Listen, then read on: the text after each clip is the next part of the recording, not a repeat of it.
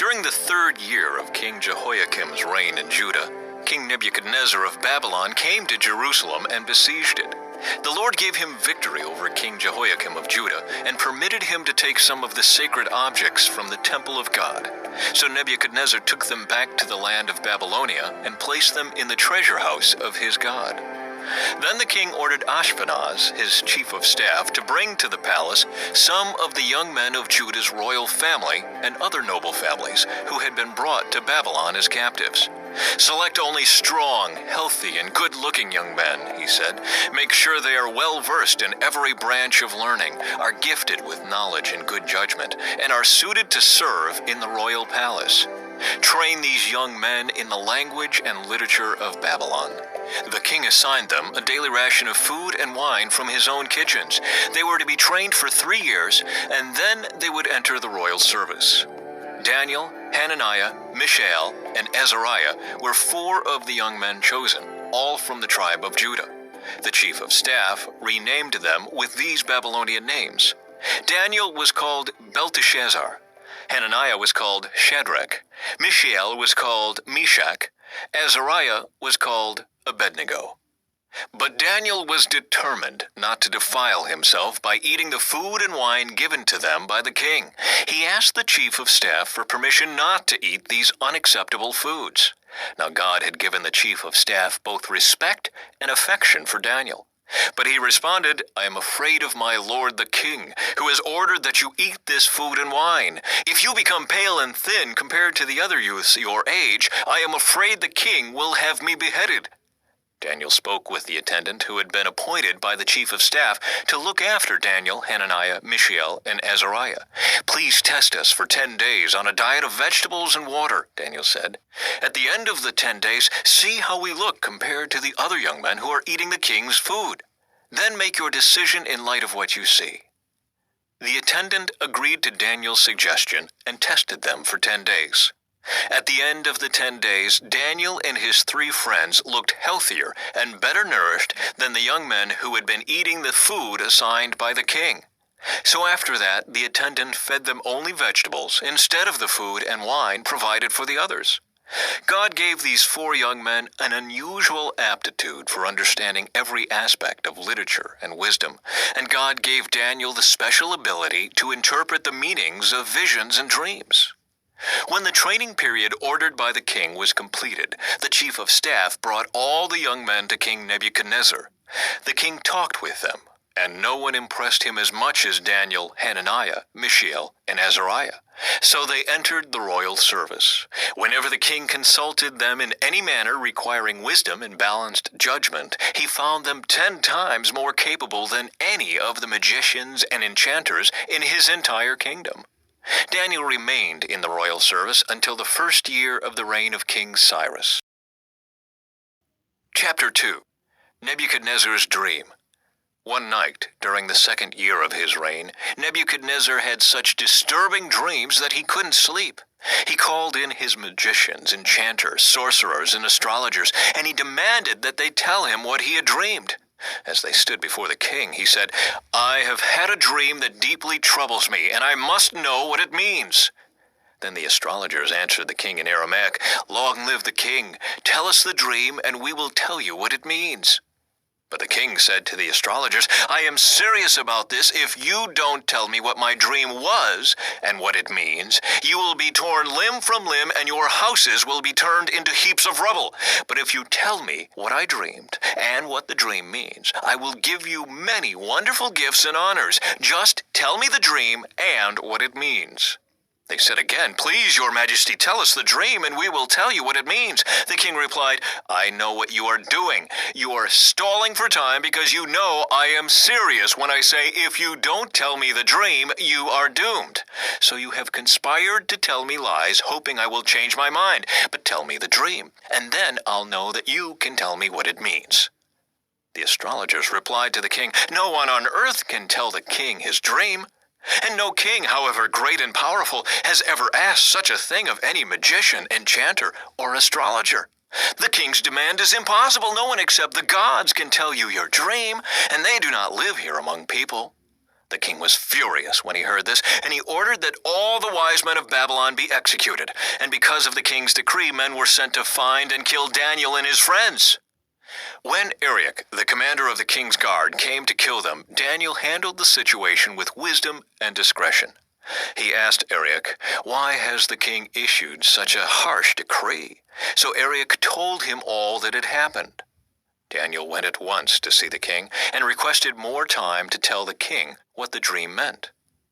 Then Daniel went home and told his friends Hananiah, Mishael, and Azariah what had happened. He urged them to ask the God of heaven to show them his mercy by telling them the secret, so they would not be executed along with the other wise men of Babylon.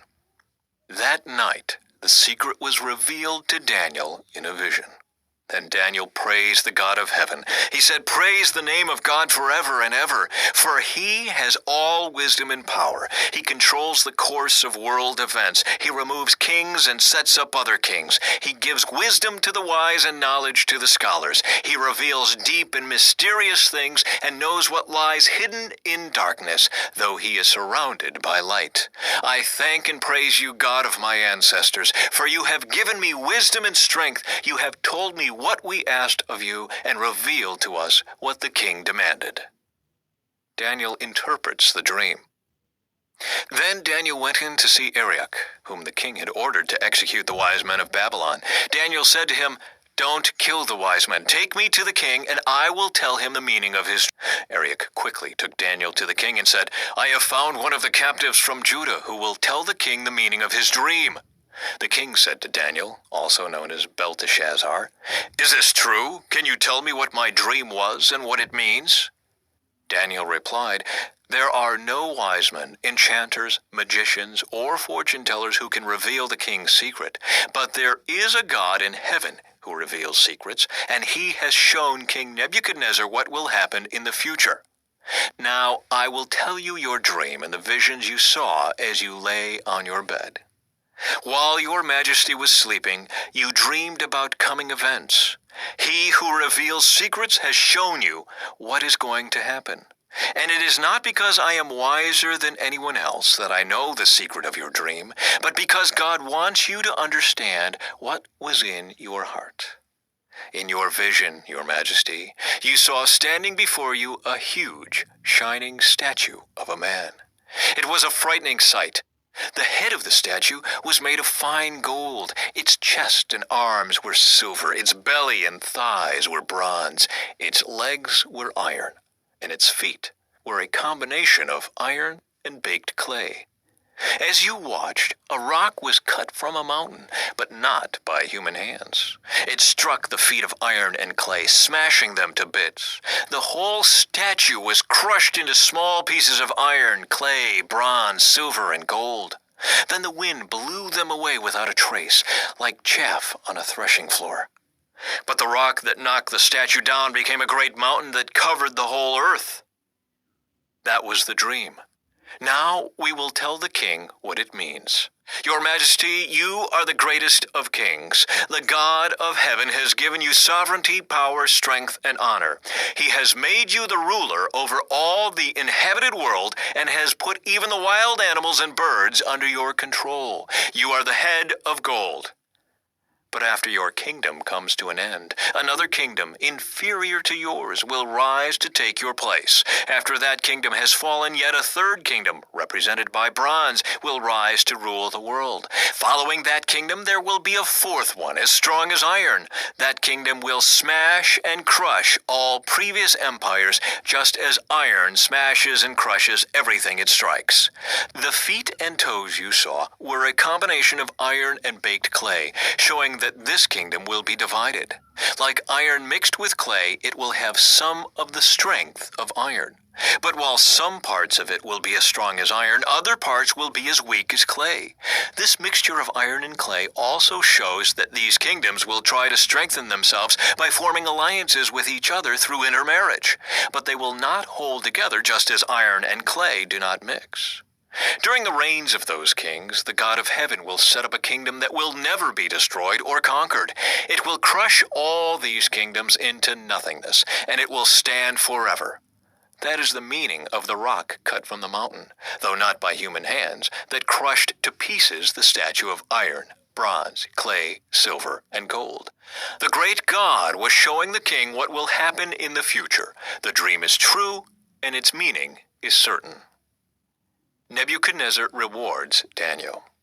Then King Nebuchadnezzar threw himself down before Daniel and worshipped him, and he commanded his people to offer sacrifices and burn sweet incense before him.